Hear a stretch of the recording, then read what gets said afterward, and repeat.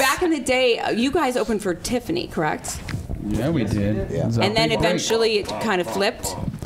Well, we kept rocking. We said this works, but I mean, Tiffany gave us a shot. We went into a dressing room. She was eating a salad, trying to get ready for her show, and we kind of like barged in, and she was incredibly gracious, and we did enough to go on that night, and then it was enough to, you know, have her invite us on the tour. Well, I mean, I have to say, too, it's like I come from like a country music past. People don't really know that. But, you know, I've been doing this since I was 9 years old. And it was always about, if you want to do it, then do it. Do it right here, live, now.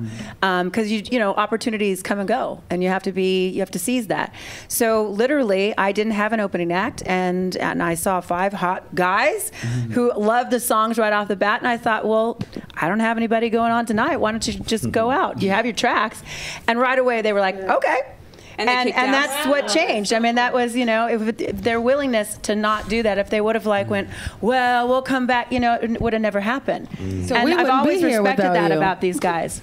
We wouldn't be here if it wasn't for Tiffany then. Well, I got in a lot of trouble from my manager. It was the first decision I ever made on my own. And I got the phone call like, you never do this. What are you doing? I thought, and you know, we just did the Apollo. I watched them perform and I thought, I did a really good thing. I mean, I've been so proud of these guys over the years for just keeping going and being great guys and having the talent and continuing to, again, be gracious and have that gratitude about their career and their fans.